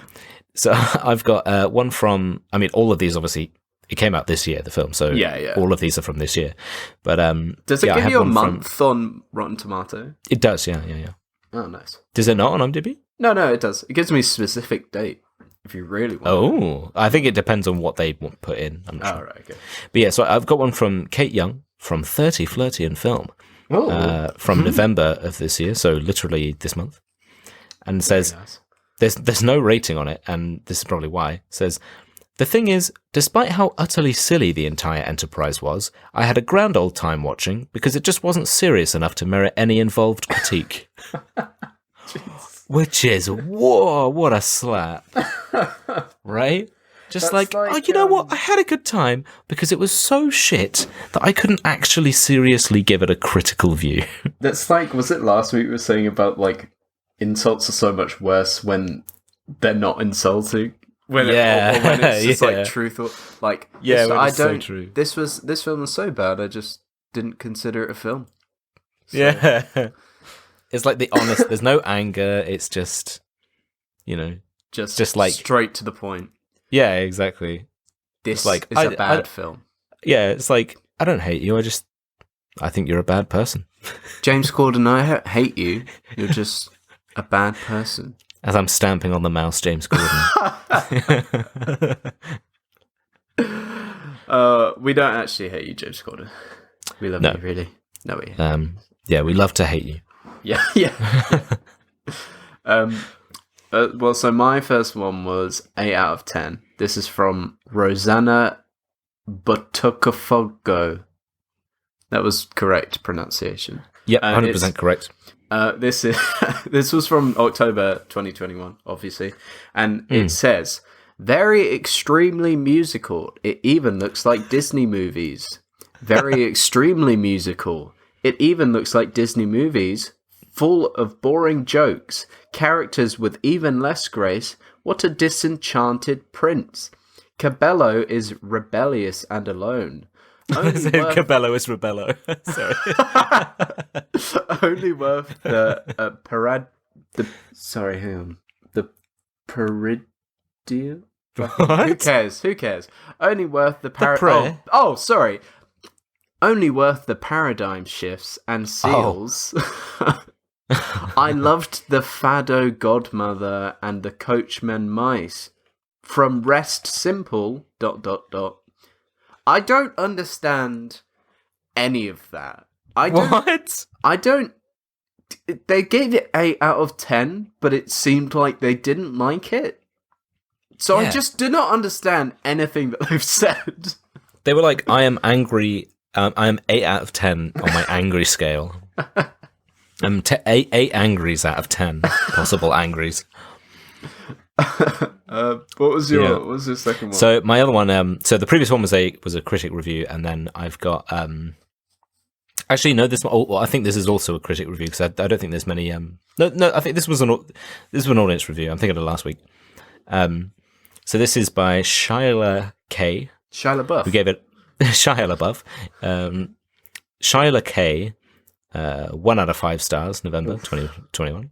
Says, feels like it was written by that high school science teacher that tries to connect with the kids by rapping the periodic table. I don't use this word lightly, but this movie is cringy. Most of the covers are terrible. The song choices are just so out of place. Of course, Idina Menzel and Billy Porter sound amazing, but everyone else sounds awful. The Am I Wrong cover is especially egregious. Egregious. Yeah, egregious. That's. I just thought that was a perfect analogy. Yeah, a high school science teacher that tries to wrap the periodic table. Yeah. Oh God. God, I remember there being a rap song thing at the periodic table. There was like a video. It's probably. Oh, I mean, it'll be out there somewhere. Don't remember it now. You know, can't rap it. I thought you were going to be like, I remember the rap. I remember, and it went something like this. You got sodium, carbon, hydrogen, and oxygen. Yeah. My second one is 10 out of 10. It's James Corden wrote this review. Yeah. I really like this film, especially the mouse. Haha. Yeah. I like when the mouse turned into the handsome man. This was Come on, everyone. Let's give it a 10-star. Let's dance in the street and block traffic. He's like, instead of doing a karaoke, he just types all the lyrics. To pretend he's singing them.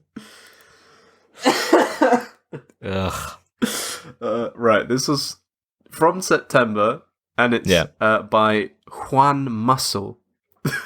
And it says, I watched this free on Amazon as part of their monthly thing, and I thought, in brackets, well, I clicked on it because it was real big, lol. But I was hesitant because it looked like weird. The poster was just really big on his screen, and he was like, "Oh yeah, so nice. Like, oh, that's great. That's a God, big poster." I'm gonna click on that. Like, oh, that's the biggest thing on the screen. I'm immediately drawn to the biggest thing on my screen. He's like a moth. Yeah. to big things. Oh no. But I was hesitant because it looked weird and it was some sort of musical or something, and musicals to me are weird. But then I went for and I realized, after getting used to the weirdness of breaking into song at random times, I ended up loving it, and not just loving it, but really loving it.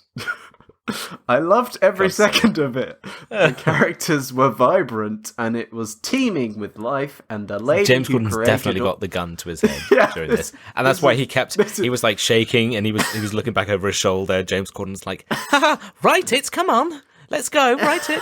And then he accidentally keeps repeating some phrases, and he's like, I loved it. I loved it. I really loved it. Please don't shoot me, Mr. James Corden. The lady who created all this really fashioned some fine back and forth banter, and the music and the magic and the fun and the clever everything, plus the themes, even like contemporary music that I love that much. I love Iron Maiden, but oh well, I still ended up loving this more. The lady who wrote all this and she directed this looks like they gave her complete freedom and she went for it, just plastered her canvas with all sorts of fun stuff everywhere. I don't want to know anything about anybody plastering their canvas, thank you. I was sure a delight to watch this. I was surprised afterward to even see one dismal review, which is spelt wrong. I think she should win Best Something of the Year. Do they have a musical category? Spelt wrong again. This most deaf deserves some nice reward, and it was PG, so the whole thing just made me feel so cute and sweet and one with the world. Oh, wow. This person achieved enlightenment through this film. They were like, wait, if I take everything that this film stands for and reverse it, I become truly pure, and I reach the enlightenment truth of the universe. Reverse it? What? So like he's like, well, because it's women... as in because it's what it stands for. I thought you were saying disingenuous. Because women. It's saying they deserve a platform. Women don't deserve a platform. Yeah, that's it. The true enlightenment. It's like floating. Like, men are truly better. Yay! He just becomes James Corden. PC culture. damn. Right. Look, look, we've looked at some dumb shit, but should we look at some real life dumb shit? Yeah, hit me with some real life skibbity bap dumb shit. Skibbity bap dumb shit. Right, I've got something a bit different this week because we always enjoy a bit different. Yeah. We've had 2 articles already, and I'm going to introduce a third one just because it fits so well with. Perfect. With this, this is from Metro, and it says. Harry Potter fans beg bosses to keep James Corden away from the 20th anniversary cast reunion. Yes! Daniel Radcliffe, Emma Watson, and Rupert Grint are among the stars returning for HBO Max's Return to Hogwarts special to celebrate the milestone anniversary. So it seems like everyone is doing... I guess the Friends reunion was such a big success. I assume. I mean, I didn't watch it, but people seem to like it. So I guess this is just now a thing that they do, the cast like reunions and stuff. Yeah. But wait, so this isn't... but surely they're doing another... They're doing a... what's it called? They're doing the film with the Cursed Child, right? So is that not because of that? I don't know. There was a trailer. The Cursed Child? Yeah, there was... Oh, no. Wait. There was a... Are they doing it? There was a thing I saw. It might have actually been a fan trailer. I can't remember. Oh, right. Okay. But I'm sure I heard that they were doing it. I'm not sure. I saw a very convincing thing, and then it was like, oh, it's a fan trailer. Oh, right. Well, this is in light of... So it's Harry Potter's 20th anniversary. So obviously, okay, yeah. Philosopher's Stone, and in celebration, they're doing a cast reunion. So like they did with Friends. Cast reunion, they got all the cast, and people hated it because while it was great to see the cast reminiscing about past stories and behind the scenes stuff that we might not have known about prior, the worst bit was that James Corden was there. Oh my god, why? I don't understand why they insist on keeping James Corden like in the kind of in everything, and like he's still doing stuff like this. Why? They've got some.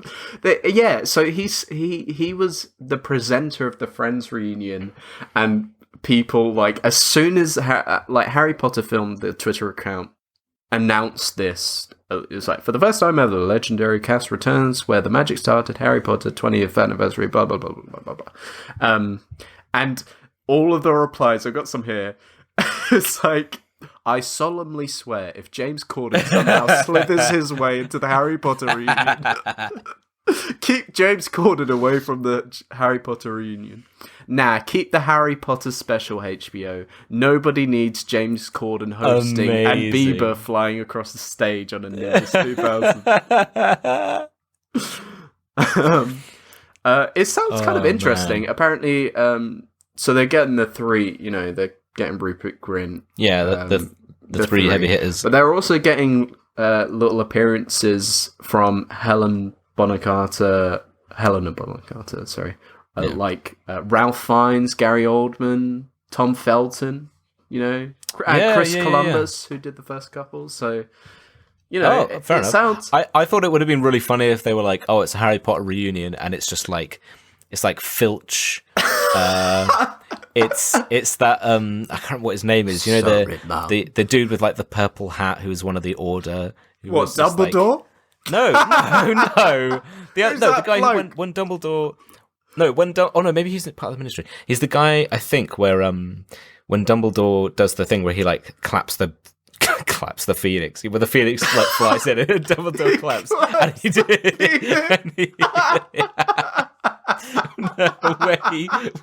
When he claps his hands as the phoenix flies through, and then he's like, "You gotta admit, Dumbledore's got style." Whatever that guy.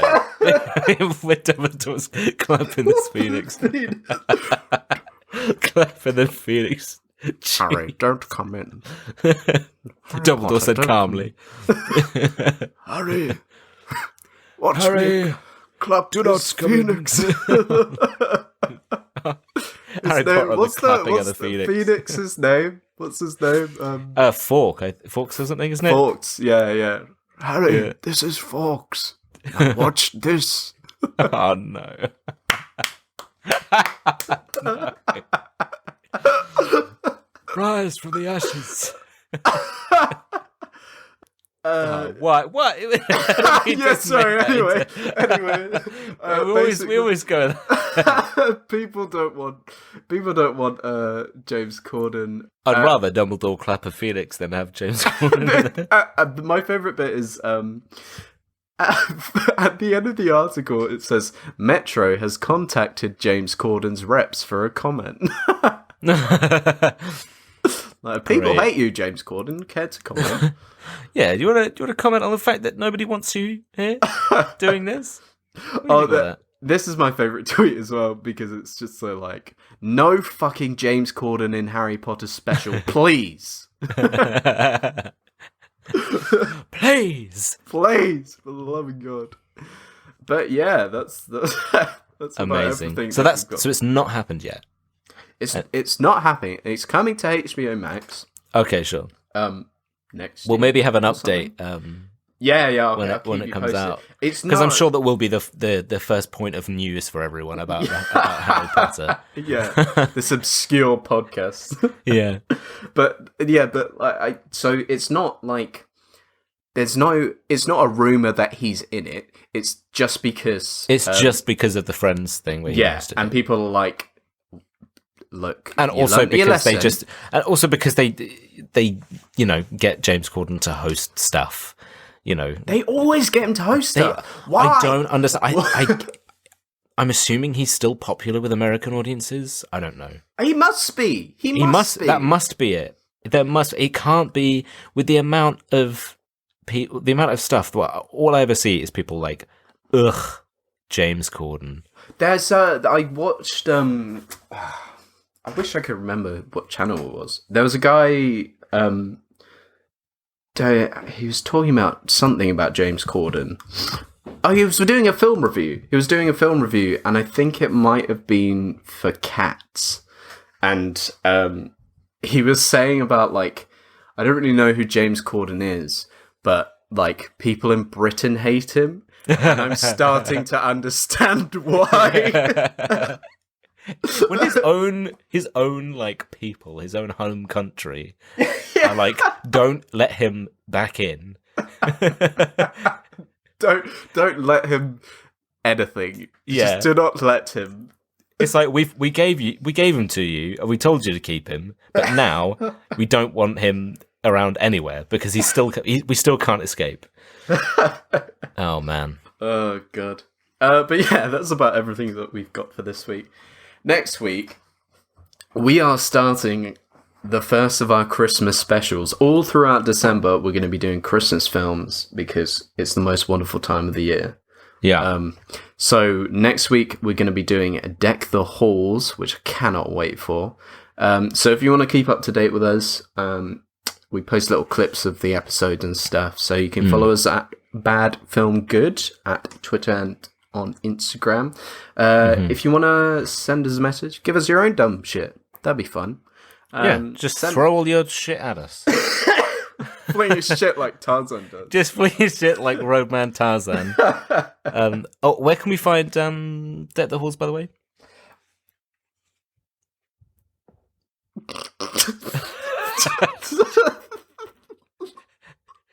just Phil. Oh, you're searching. Is that why you sounded like a little kid that's like, you know you've done something wrong, you've done something naughty, and you're just like holding it in, and then you're like, Netflix. Oh, good. For a second, I thought that Discord had gone weird again, and just like there's just silence. It's just like, where can we find it? And I'm like, I'm not telling. Yeah, you're like, how dare you call me out, huh? I'm not telling you anything.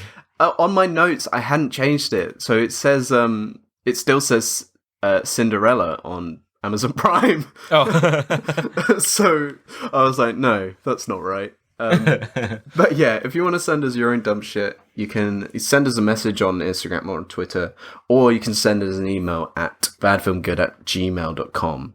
Send us an email, we'll get to you. If you want to help out the show, give us a 5-star review. That would be really good. Or you can tell a friend. That would be the best thing. Tell a friend, force them to listen, and or if you really want to help the show, if you can get James Corden banned off television. Get James Corden's agent's number.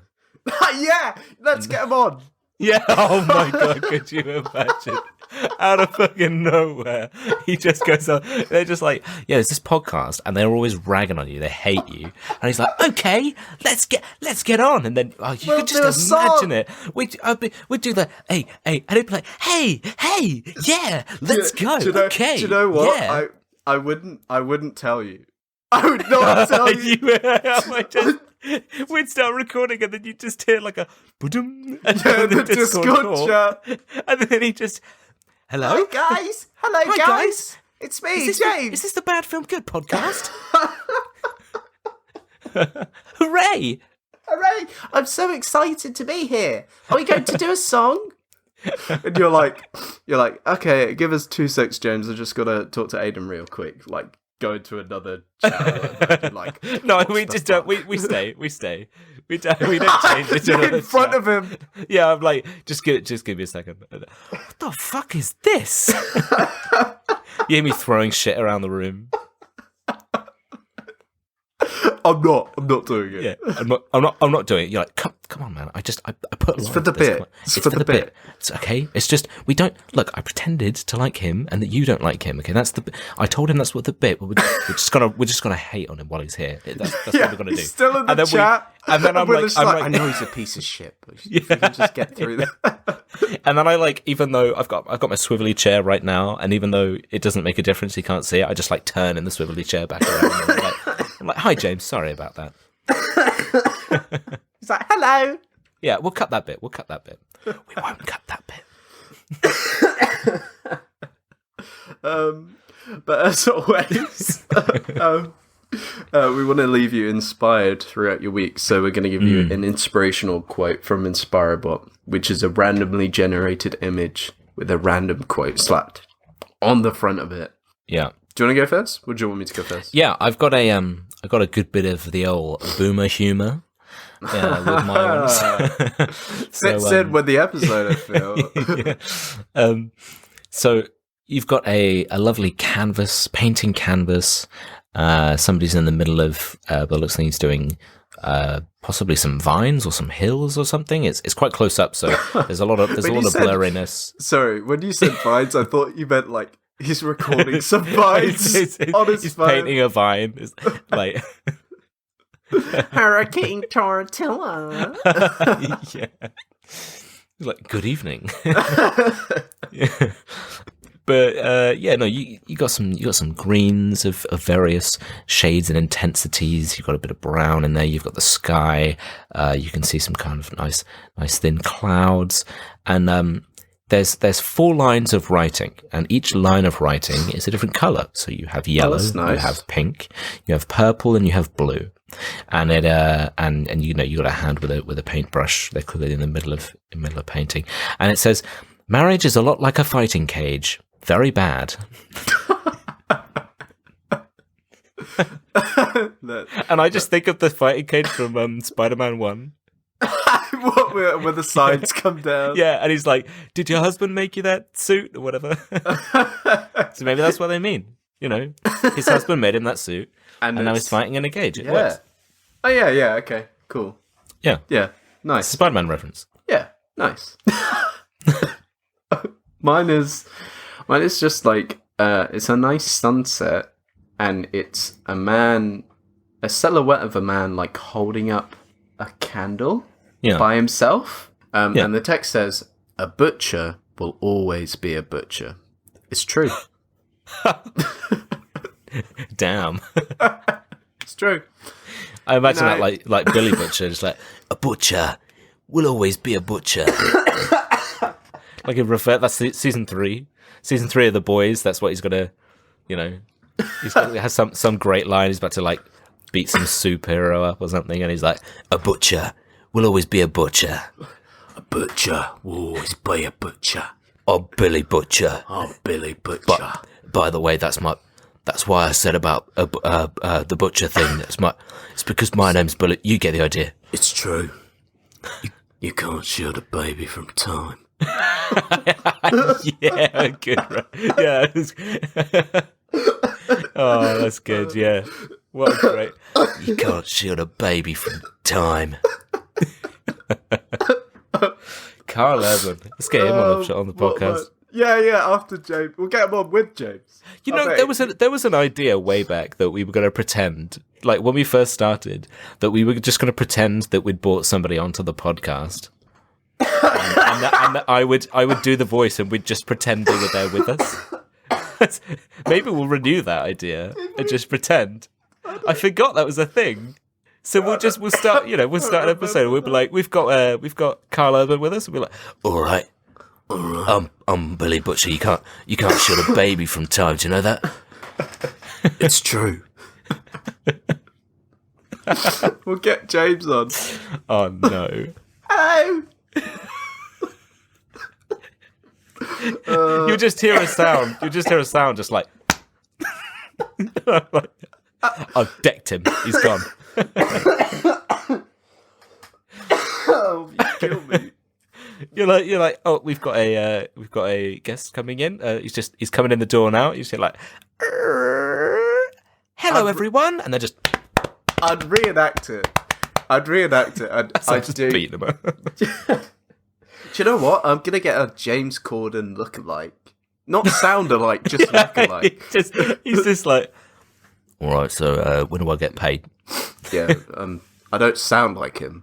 Is this a video? No, it's just audio. So I'm just a guy. Yeah, but you look like James Corden, so we're going to rag on you. We just want to shit on you. We're not even recording this bit. We'll do the episode later. The lookalike is Claire Balding. All right. This was a massive tangent. Yeah. Let's just go on. Sorry. Aiden's dying. It's time to go. Goodbye. Bye. You can't shield a baby from time.